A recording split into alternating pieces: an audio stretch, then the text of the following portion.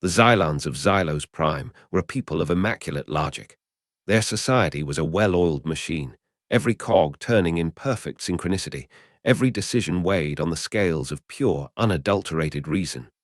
Emotions, to the Xylons, were messy, unpredictable variables, symptoms of a primitive mind.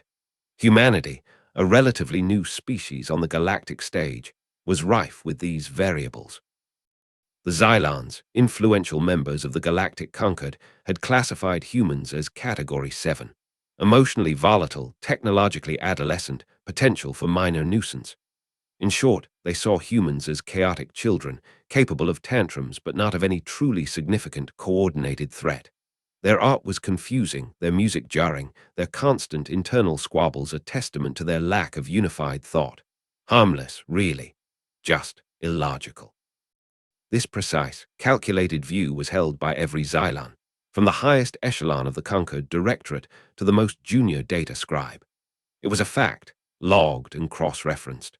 So, when the Xylon Mining Corporation, a subsidiary known for its ruthless efficiency, identified a small, unremarkable moon in the human-claimed Sol-adjacent sector designated DM-37, their calculus was simple.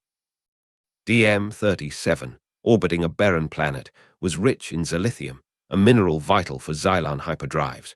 Scans showed no significant human infrastructure, merely a small, automated beacon and some scattered debris. The human designation for the moon was New Hope's Rest. A typically sentimental, illogical name, the Xylons noted. The ZMC filed the requisite paperwork with the Concord, standard resource acquisition in an undeveloped zone. They barely registered the flurry of human diplomatic protests that followed. The protests spoke of sacred ground, a memorial, the final resting place of the colony ship, New Hope, which had tragically failed generations ago, its debris and the remains of its crew scattered across the moon's desolate surface. It was, the humans pleaded, a monument to their resilience, their losses, their unyielding spirit to explore even in the face of tragedy. Chief Analyst Vall of the ZMC reviewed the human appeals. His multifaceted eyes processed the emotional language. Grief, respect, memory.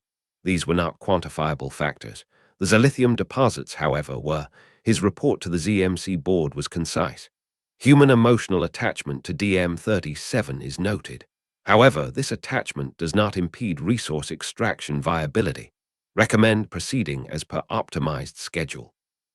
Emotional impact on human populace assessed as temporary and localized, with no significant risk to Xylon interests. The ZMC board concurred. The mining fleet was dispatched. The humans were informed in polite, sterile Concord standard that their concerns were acknowledged but deemed insufficient to alter strategic resource allocation. On Earth and its colonies, the news was met with disbelief, then a cold, quiet fury. There were no grand declarations of war, no fleets scrambled. Instead, something else began to stir, a uniquely human response that the Xylons, in all their logical brilliance, had utterly failed to compute. Spite.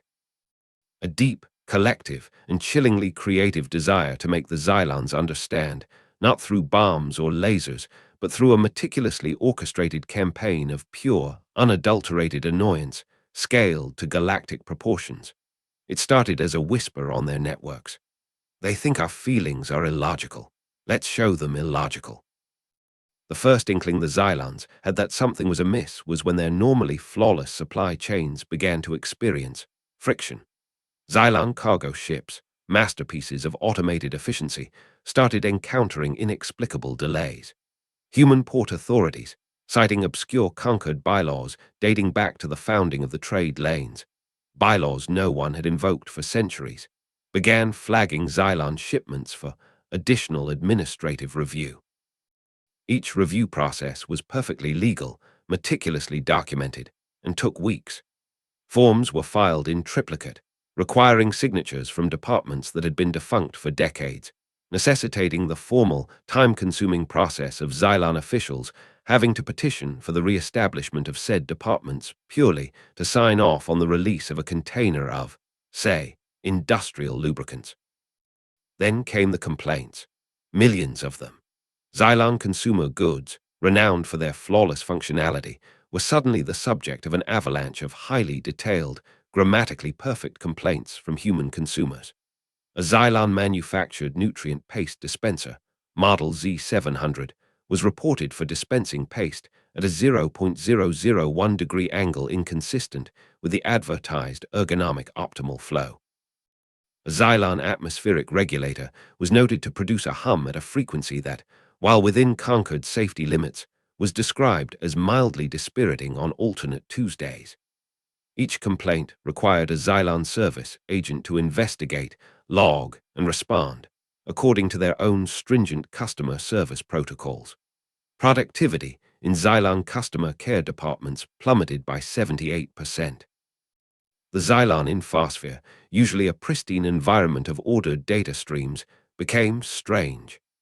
Xylon public data networks, used for intercorporate communications and public announcements, found themselves flooded. Not with viruses or denial-of-service attacks. Human hackers were more subtle than that.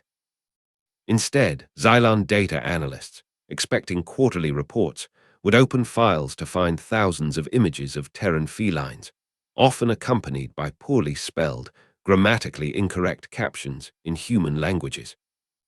Xylon search algorithms, designed to retrieve precise information, began returning results for optimal xylithium extraction methods that led to 200-hour-long human musical compositions, usually featuring a single, repeating, off-key melody played on an instrument called a kazoo. Attempts to filter this data were met with more data, slightly altered, always just different enough to bypass the new filters. One Xylon archivist, tasked with cataloging incoming cultural data from lesser species, suffered a complete system lock after attempting to process a file that was simply a 3-hour video of a human repeatedly singing a song about never giving someone up, never letting them down, running around, or deserting them. His logic circuits could not categorize its purpose. Chief Analyst Vorl, initially dismissive, found his days increasingly consumed by these anomalies. He requested a threat assessment. His internal security teams reported back, bewildered. There is no overt threat, Chief Analyst. No violence. No theft of data. No destruction of property beyond acceptable parameters of minor system strain. The humans, they appear to be engaging in widespread, coordinated frivolity. Frivolity. Vorl reread the word. It was not in the Xylon lexicon of strategic responses. The campaign escalated. Human artists began sending gifts to high-ranking Xylon officials, sculptures of twisted, asymmetrical metal that, while not overtly offensive, seemed designed to induce a low-level sense of unease in the Xylon mind, which craved order and symmetry. Xylon officials attending galactic conquered functions found themselves cornered by human diplomats who engaged them in hours-long, rambling conversations about the philosophical implications of a human game called rock, paper, scissors, demanding the Xylons explain its logical inconsistencies.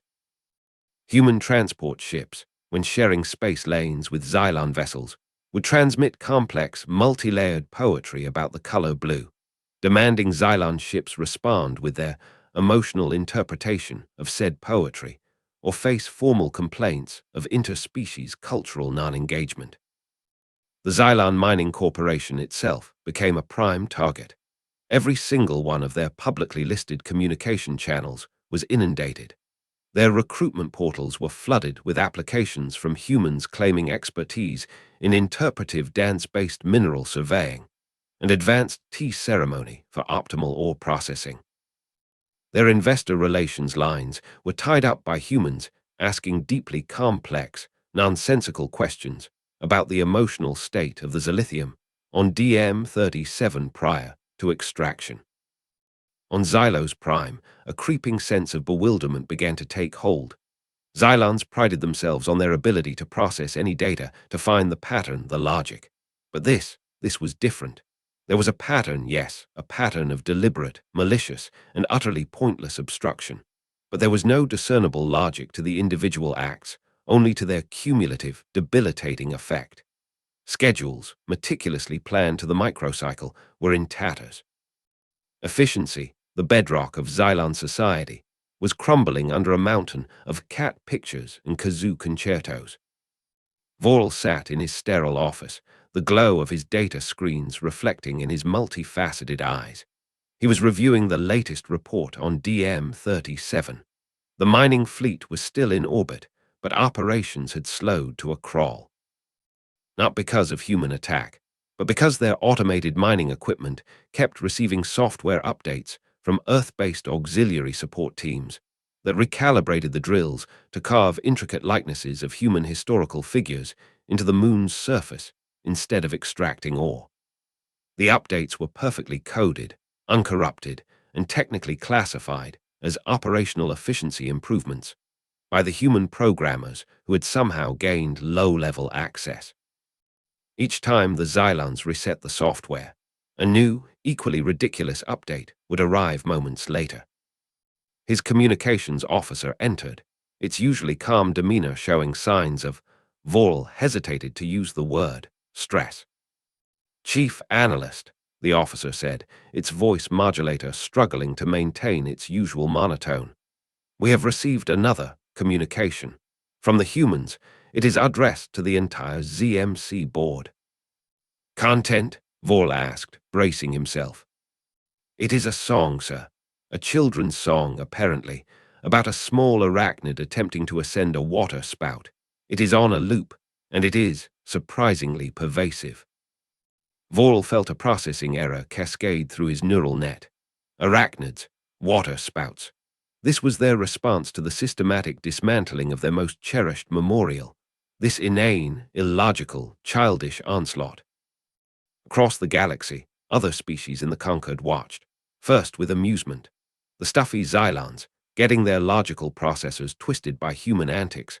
But as the weeks turned into months and the Xylon economy began to show actual strain, trade deficits widening, production quotas missed, Xylon representatives at Concord meetings looking increasingly frayed, the amusement turned into a stunned, almost fearful respect. No one had ever seen anything like it. Humanity hadn't fired a shot. They hadn't threatened war. They had simply annoyed a galactic superpower into submission.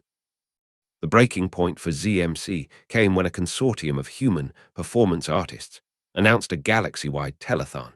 The goal: to raise funds to send every single Xylon citizen a small, decorative, and utterly useless glass figurine of a mythical Earth creature called a garden gnome. The campaign's slogan was "a gnome for every Xylon home," because logic needs a little whimsy. Projections showed they would reach their funding goal within days. The thought of millions of Xylon homes, paragons of minimalist efficiency, being invaded by small, brightly colored, smiling statues was, for the ZMC board, the final illogical straw. An emergency board meeting was convened. The usual crisp, logical debate was replaced by strained silences and uncharacteristic outbursts. "We cannot model this," one director exclaimed, its optical sensors flickering. "Their actions have no resource-based objective. It is purely symbolic retaliation through mass irritation." Finally, the decision was made. The Xylon Mining Corporation issued a public statement. It was a masterpiece of Xylon corporate speak, citing unforeseen complexities in the socio-cultural impact assessment matrix and a strategic reprioritization of resource allocation efforts to sectors with more predictable operational parameters. It announced the indefinite suspension of all activities at DM-37. They did not mention the gnomes, the cat pictures, or the endless loop of itsy-bitsy spider, but the galaxy knew. Humanity was quiet. There were no celebrations, no gloating. They simply stopped. The flood of complaints dried up. The strange data packets ceased. The kazoo concertos faded from Xylon networks. It was as if a switch had been flipped. The Xylons were profoundly shaken. Their understanding of the galaxy and of humanity had been irrevocably altered. They began to study human emotions, not as a quaint flaw, but as a terrifyingly potent, unpredictable force. Teams of Xylon xenopsychologists were dispatched to observe human behavior, their mission, to understand weaponized sentimentality and strategic pettiness. Humanity's standing in the galactic concord shifted. They were no longer the chaotic children. They were the species that had brought the Xylons, the epitome of cold logic, to their knees with nothing more than bad music, bureaucratic entanglement, and an ocean of spite. A new phrase entered the galactic lexicon, whispered in trade hubs and diplomatic chambers whenever a species considered slighting human interests. Remember DM-37. Do not provoke their memories, for their spite is a force of cosmic, creative, and deeply unsettling chaos. New Hope's Rest remained untouched, its desolate surface still bearing the faint, laser-etched likeness of a human figure known as Lincoln on a large rock formation, a silent testament not just to a lost colony, but to the day humanity taught the galaxy that some things, however illogical, are worth fighting for in the most unexpected ways imaginable. And Chief Analyst Vorl, in the privacy of his own dwelling, occasionally found himself humming a strange little tune about an arachnid and a water spout, a faint, unsettling echo in the usually perfect silence of his logical mind.